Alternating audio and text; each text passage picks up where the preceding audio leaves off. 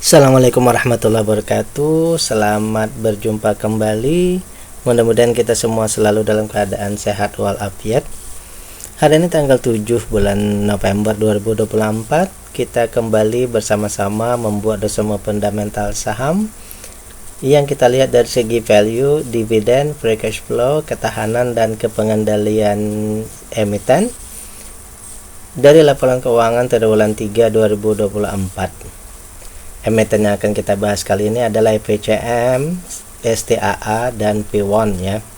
Analisa ini adalah bahan pertimbangan tambahan ataupun edukasi, bukan perintah untuk melakukan aksi beli atau jual. Karena setiap investor itu punya sistem masing-masing ya. Kemudian tujuan kita adalah untuk berusaha mendapatkan emiten atau saham yang kalau kita bisa beli di harga yang bukan harga ya, di valuasi yang murah. Kemudian juga ada potensi atau proyeksi untuk beggar ya, berarti juga ada capital gain-nya. Dan tidak lupa kita selama menunggu itu ada dividen, upah menunggu kita ya. Kemudian juga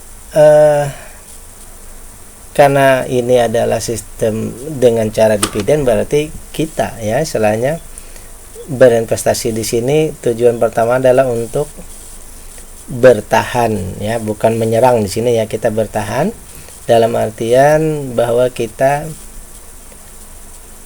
berusaha mempraktekkan rumusan pertama bahwa untuk tidak kehilangan atau untuk tidak rugi ya. Baik, kita akan bahas satu persatu ya. Yang pertama dulu ini IPCM ya, atau Jasa Armada Indonesia. Ini adalah salah satu anak usaha dari BUMN Pelindo ya. Kita punya 3, yaitu triwulan 1, 2, dan 3.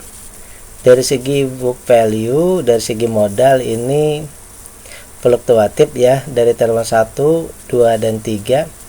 Triwulan 3 belum menyamai triwulan 1. Untuk IPS-nya malah terjadi peningkatan ya, dari 28 ke 30. Kemudian harga ini meningkat juga ya. Aset lancarnya meningkat, hutang menurun, kepemilikan tetap. Jadi dapat disimpulkan bahwa ada peningkatan, tapi peningkatannya sedikit ya. Semua data ini sudah memenuhi kriteria.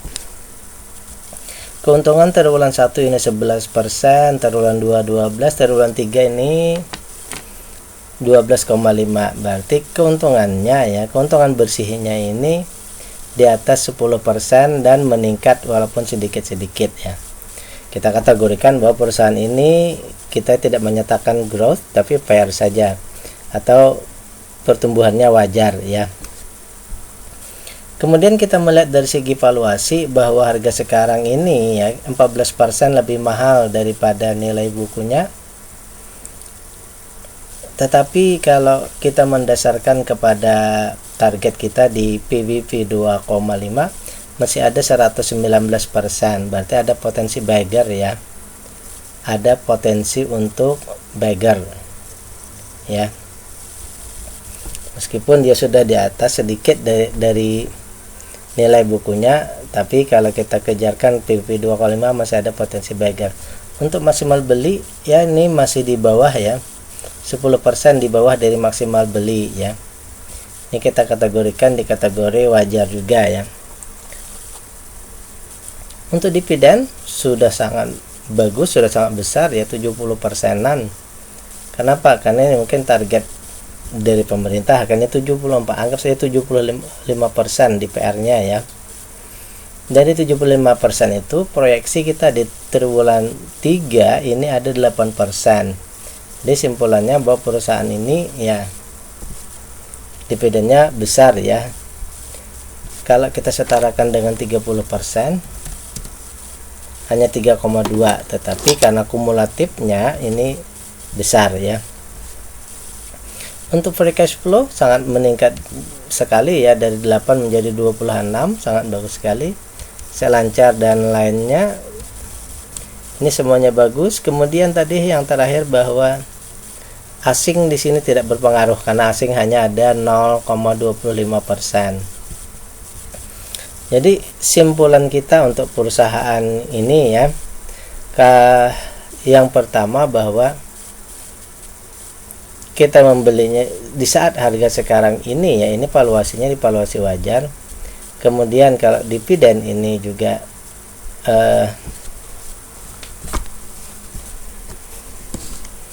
sudah besar ya, cuma mungkin di sini saja lagi ya, di sini ya mungkin begini karena tadi PBV-nya tadi di atas 1 ya, sehingga kalau menurut saya pribadi ya untuk perusahaan ini bolehkah misalnya masuk di sini? Kalau menurut saya pribadi bisa saja ya, karena dividennya besar, kemudian hanya tadi masalahnya adalah di valuasi saja ya. Kalau masuk di sini bisakah? Bisa, tetapi ada sedikit resiko bahwa dia bisa turun lagi ke bawah ya.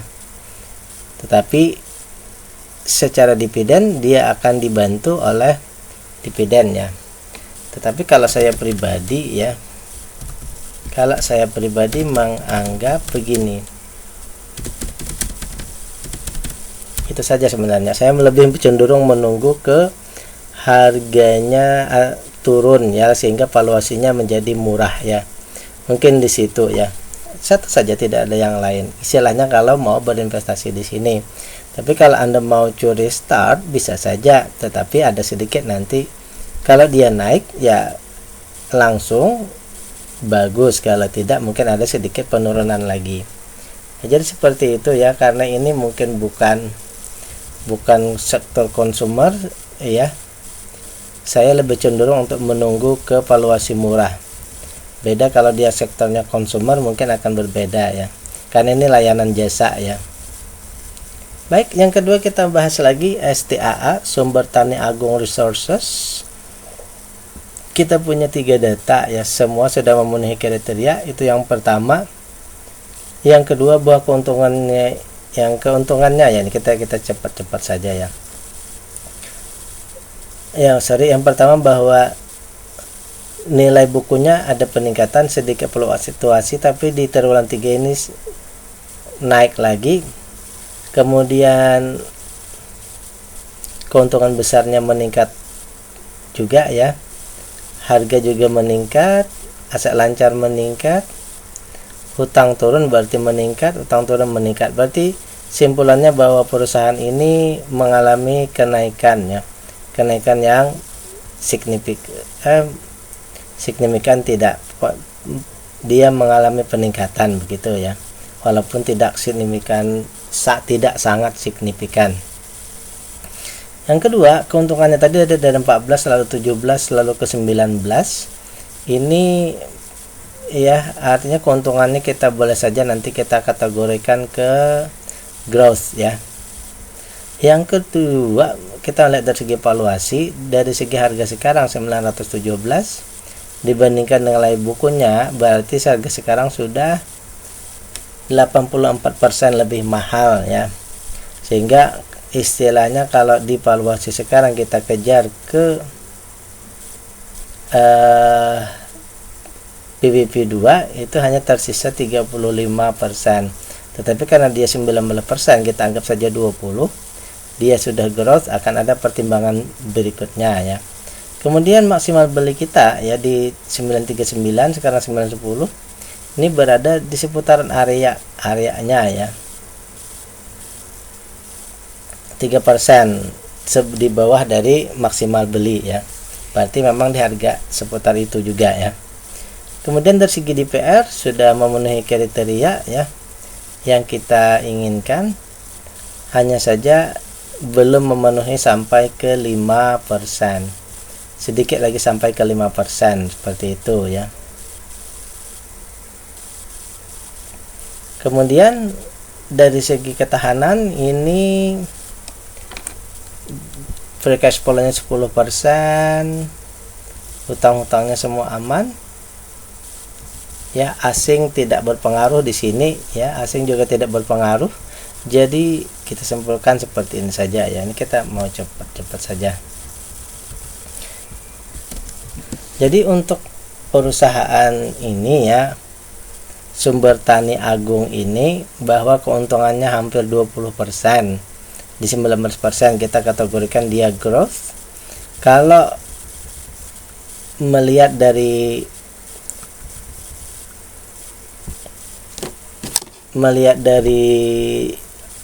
IPS ya, IPS ini ada peningkatan, kemudian tadi book value ada peningkatan, bisa saja bagi yang growth investor bisa saja dia membeli, tapi tujuannya adalah untuk mengejar capital gain, bisa saja. Tetapi bagi kita ya, artinya tidak mengejar dividen tadi, mengejar growth. Kalau dia IPS dan PBV-nya turun, maka sebaiknya keluar juga. Tapi bagi kita yang dividen investor ya, di sini yang pertama bahwa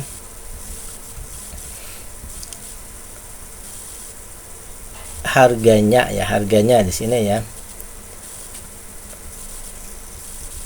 untuk masuk sekarang ini PBV-nya sudah 1,8. Kalau kita mengejar ke PBV berapa tadi? 2,5, hanya tinggal 35%. Jadi termasuk ya istilahnya kita mengejar yang cukup kecil ya secara teknis seperti itu. Sehingga kalau kita ya tentu saja nanti menunggu harganya di sini ya, kenapa harganya turun lah, supaya nanti valuasinya menjadi lebih murah, bisa valuasinya menjadi murah juga nanti berhubungan dividennya yang membaik juga. Jadi saya pribadi ya, untuk melihat saham ini saya akan menunggu lagi di triwulan 4 bagaimana perubahan perkembangan selanjutnya ya. Kalau misalnya nanti dia juga perusahaannya menjadi growth ya, kita lihat saja. Secara growth ini perusahaannya bisa ya untuk misalnya dibeli, tetapi lebih kepada growth investing trading tadi, dan itu bukan keahlian saya ya, saya tidak bisa membahas itu lebih jauh karena tidak mengertian saya ya.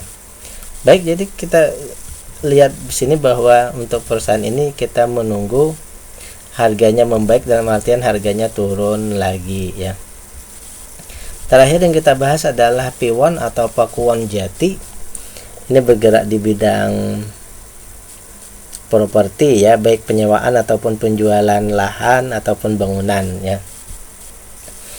Kita juga punya 3 data ya, semuanya ini memenuhi kriteria. Dulu yang pertama ya, nilai bukunya ini meningkat, kemudian IPS-nya meningkat ya, kemudian harganya meningkat, aset lancar meningkat, hutang semuanya baik ya, tidak ada masalah ya.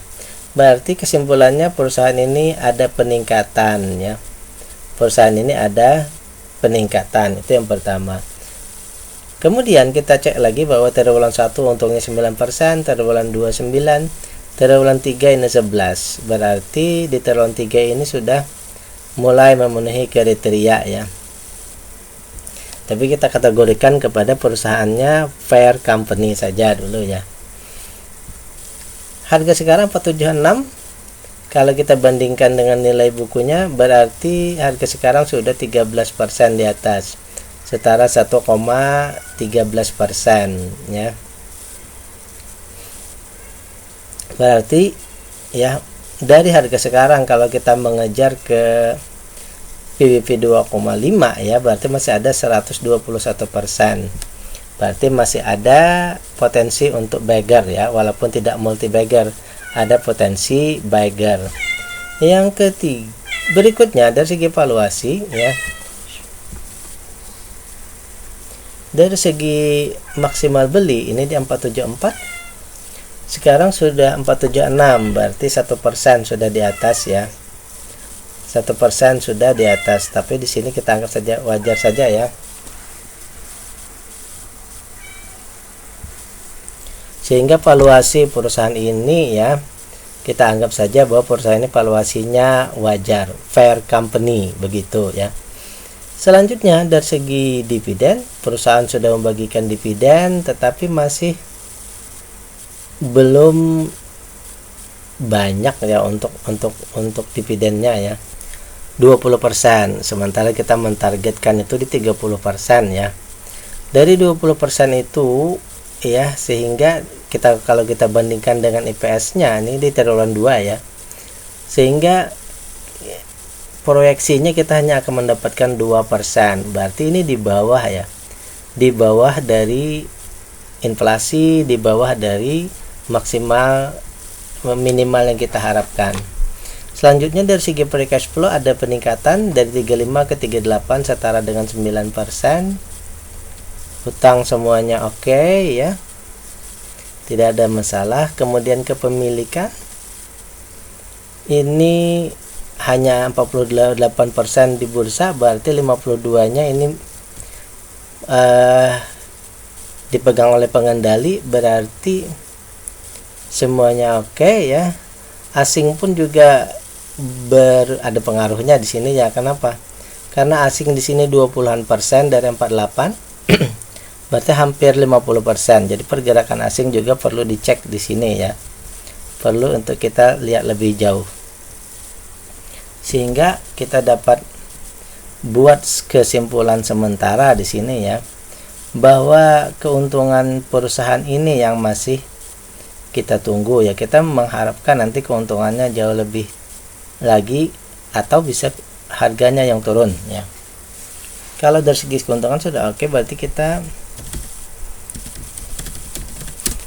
kalau menurut saya pribadi, saya tentu saja ya di triwulan 4 nanti akan melihat lagi ya, apakah harganya ya turun menuju ke valuasi murah.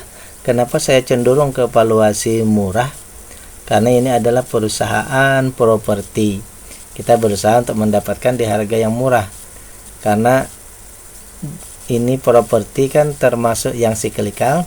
Kalau dia turun bisa sangat turun. Oleh karena itu kita berusaha mendapatkan di harga yang betul-betul di bawah. Untuk dividen, DPR-nya tadi kecil ya, sorry. Sini kita kasih kuning ya. Berarti di sini harga yang kedua dividen. Sehingga di triwulan 4 nanti kita akan cek lagi dua hal ini ya, apakah ada terjadi peningkatan. Kita ulang lagi yang pertama, bahwa untuk IPCM ini kita menunggu nanti harganya lebih turun atau membaik. Yang kedua STAA ya, ini tadi kita tentu saja menunggu harganya membaik juga. Yang ketiga di sini kita menunggu harga dan dividen untuk bisa masuk ya. Baik, demikian pembahasan kita untuk IPCM, STAA dan P1. Sekali lagi, ini bukan perintah untuk melakukan aksi beli atau jual. Billahi taufiq wal hidayah. Assalamualaikum warahmatullahi wabarakatuh.